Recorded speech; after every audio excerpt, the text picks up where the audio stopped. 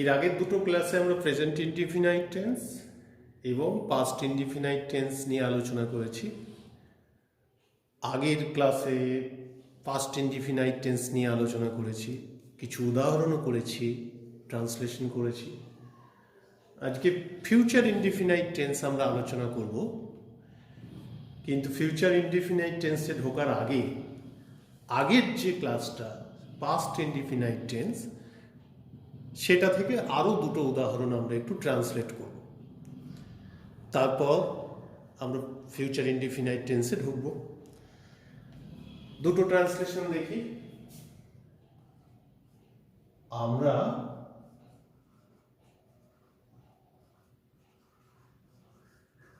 মাঠে খেলতাম।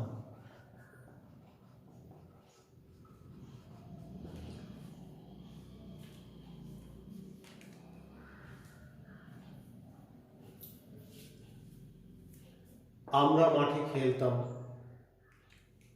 মূল ভাব হচ্ছে খেলা, খেলা, তার সঙ্গে যোগ আছে ইতাম, তাহলে খেলিতাম। তার চলিত ফর্ম খেলতাম, তাহলে এটা পাস্ট ইনডিফিনাইট টেন্সে আছে, আমরা বুঝতে পারছি। ট্রান্সলেট করতে গেলে প্রথমে সাবজেক্ট উই,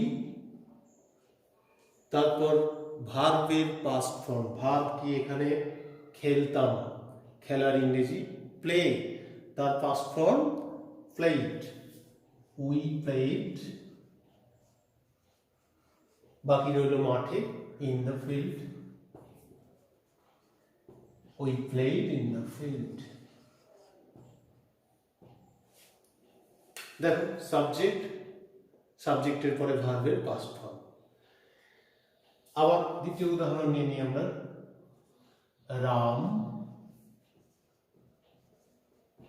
রাবণকে হত্যা করেছিলেন।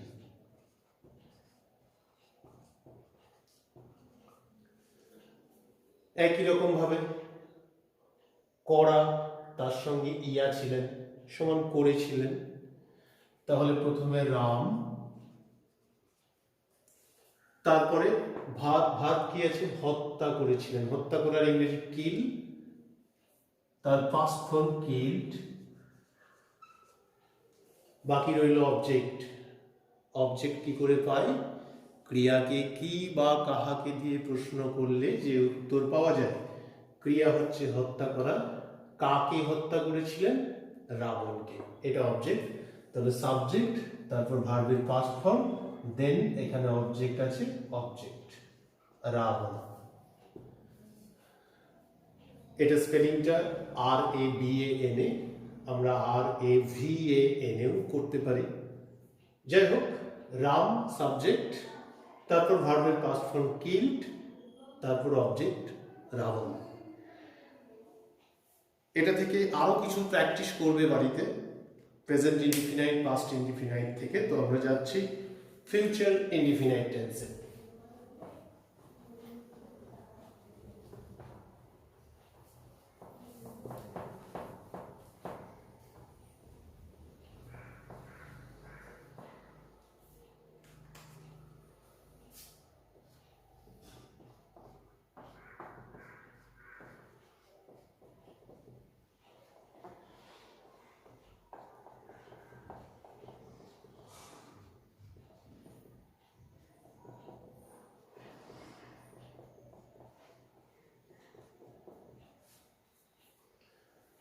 ফিউচার ইনডিফিনাইট টেন্স কাকে বলবো?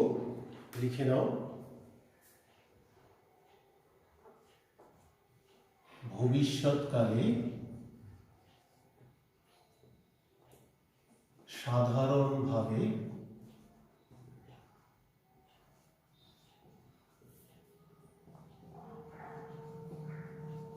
কোনো কাজ করা হবে বোঝালে এই টেন্স।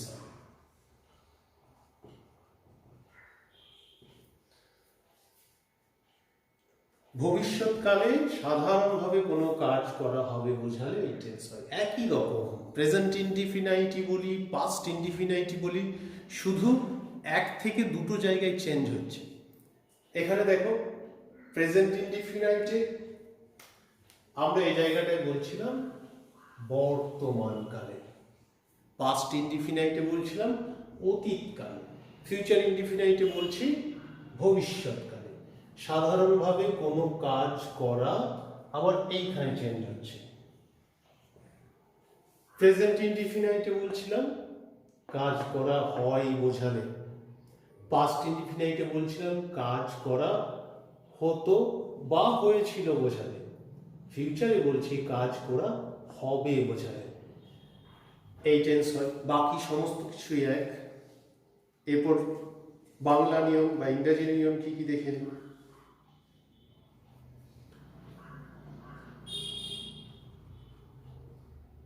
বাংলা ক্রিয়ার সঙ্গে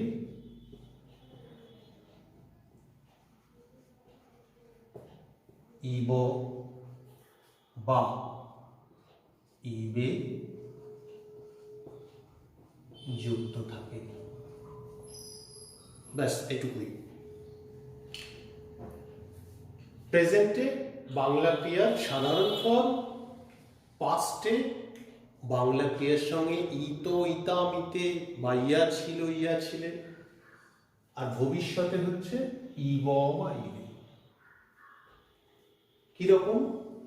যদি ধরি একটা মেন ভাব লেখা, তার সঙ্গে ইব যোগ করছি, লেখা যুক্ত ইব সমান লেখিব। চলিত ভাষায় করলে দাঁড়ায় লেখব। দেখো মূল ভাব লেখা, তার সঙ্গে ইব যোগ হলে লেখিব বা লিখব। আবার যদি বলি করা, তার সঙ্গে যদি যোগ করি ইবে, তাহলে দাঁড়াচ্ছে করিবে, যার চলিত ফর্ম করলে দাঁড়াই করবে। লেখা যুক্ত ইব লেখিব বা লিখব, করা যুক্ত ইবে করিবে বা করবে। যখনই একটা বাংলা বাক্যে লিখব, করব, খাবো, যাব ইত্যাদি থাকবে, অর্থাৎ ইব, ইবে ইত্যাদি যুক্ত থাকবে, আমরা বুঝে যাব যে এটা ফিউচার ইনডিফিনাইট টেন্স। ইংরেজি নিয়মটা একটু দেখে নিই।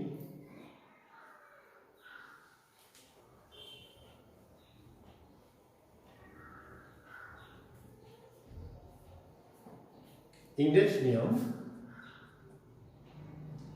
সাবজেক্টের পরে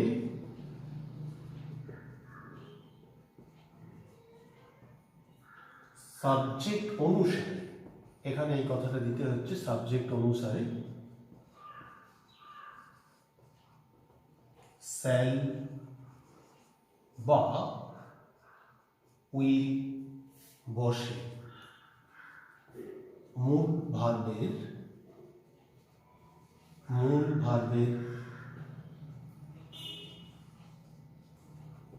সাধারণ ফর্ম হয়।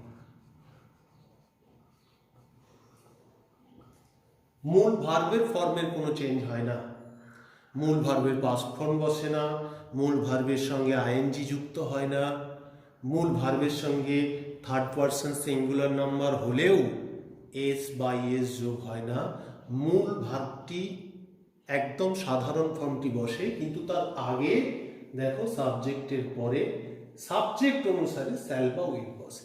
সাবজেক্ট অনুসারে বলতে যদি সাবজেক্ট আই থাকে তাহলে শ্যাল বসবে, আবার যদি সাবজেক্ট হি থাকে তাহলে উইল বসবে। সেজন্য সাবজেক্ট অনুসারে কথাটা দেয়া আছে। তাহলে শুধুমাত্র সাবজেক্টের পরে শ্যাল বা উইল বসাবো, বাকি ভার্বের কোনো চেঞ্জ হবে না। যদি একটু শর্টকাটে লিখি তাহলে সাবজেক্ট প্লাস শ্যাল বা will plus verb, main verb.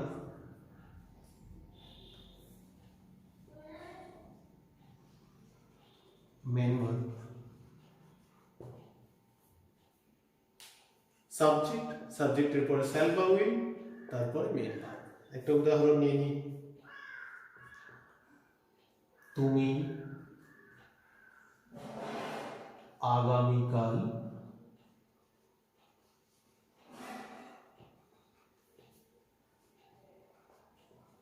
সেখানে যাবে। তুমি আগামীকাল সেখানে যাবে, দেখো মূল ভার্ব যাবে, অর্থাৎ মেন ভার্ব যাওয়া, তার সঙ্গে যোগ হয়েছে কি ইবে সমান যাইবে। তার চলিত ফর্ম করলে দাঁড়ায় যাবে। এরপর ইংরেজিতে আসি। প্রথমে সাবজেক্ট তুমি, ইউ, তারপর কি নিয়ম আছে, সাবজেক্টের পরে সাবজেক্ট অনুসারে কি বসে, শ্যাল বা উইল। আমরা জানি ইউ এর পর অবশ্যই উইল বসে, ইউ উইল। এরপর মেন ভার্ব, মূল ভার্বের সাধারণ ফর্ম। মূল ভার্ব এখানে কি যাবে, অর্থাৎ যাওয়া, যাওয়ার ইংরেজি গো, অন্য কোনো ফর্ম বসে না, তাহলে গো, ইউ উইল গো। কোথায়, সেখানে, দেয়ার, আগামীকাল, টুমরো। দেখে নাও একবার। সাবজেক্ট বসেছে তুমি, ইউ, তারপরে সাবজেক্টের পরে সাবজেক্ট অনুসারে শ্যাল বা উইলের মধ্যে উইল বসেছে। মূল ভার্বের সাধারণ ফর্ম যাবে, যাওয়ার ইংরেজি গো বসেছে। সেখানে, দেয়ার, আগামীকাল, টুমরো। আর একটা উদাহরণ আগে দেখে নিই।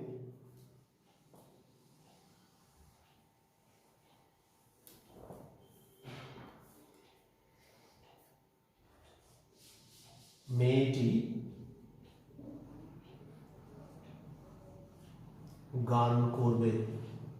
খুব ছোট্ট একটা সেন্টেন্স নিচ্ছি, মেয়েটি গান করবে। মেন ভার্ব কি, গান করবে, তাহলে গান করা, তার সঙ্গে ইবে যোগ আছে সমান গান করবে। গান করিবে, চলিত ভাষায় গান করবে। খুব সিম্পল, ট্রান্সলেশনটা করি, খুব সহজ। প্রথমে মেয়েটি, দ্য গার্ল, তারপর সাবজেক্টের পরে সাবজেক্ট অনুসারে শ্যাল বা উইল, গার্লের পর উইল, তারপর মেইন ভার্ব, গান করার ইংরেজি সিং, ভার্বের সাধারণ form the girl will sing. Clear? আরেকটা উদাহরণ দেখে নিই, তাহলে আরো জিনিসটা ক্লিয়ার হবে।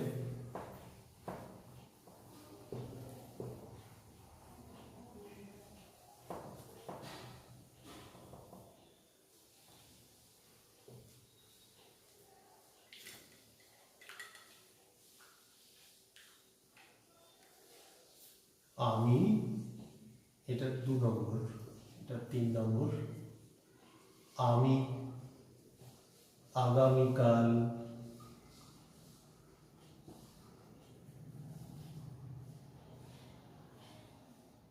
তার সঙ্গে দেখা করব।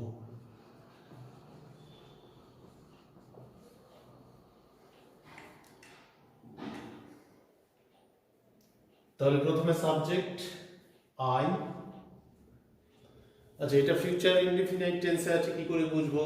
দেখা করব, দেখা করা, তার সঙ্গে ইবো যোগ আছে, দেখা করব, তাহলে ফিউচার ইনডিফিনাইট। তাহলে আই, তারপর সাবজেক্ট অনুসারে শ্যাল বা উইল, আয়ের পর শ্যাল,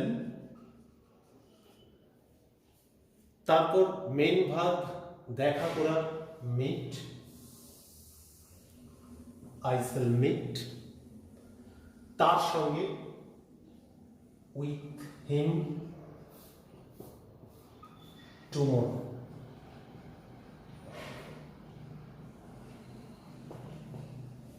উইথ হিম না বলে আমরা বলতে পারতাম আই শ্যাল মিট হিম, সেটা বললেও ঠিক ছিল। আর একটু উদাহরণ করি, তাহারা কাজটি করবে।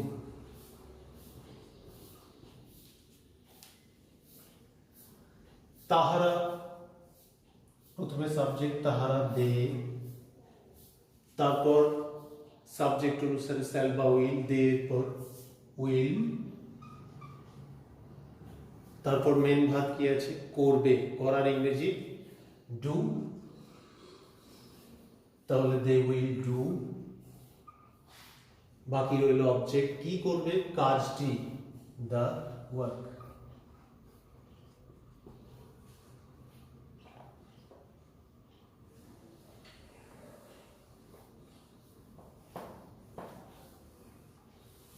দেখো তাহারা কাজটি করবে, প্রথমে সাবজেক্ট বসেছে দে, তারপর সাবজেক্ট অনুসারে শ্যাল বা উইল বসে, সাবজেক্ট দে আছে এই জন্য উইল বসবে, তারপর দে, তারপর উইল, তারপরে মূল ভার্বের সাধারণ ফর্ম, মূল ভার্ব হচ্ছে করা, তার সঙ্গে ইবে যোগ আছে, তাহলে করার ইংরেজি ডু, ডু বসেছে এখানে, বাকি হলো কাজটি দ্য ওয়ার্ক।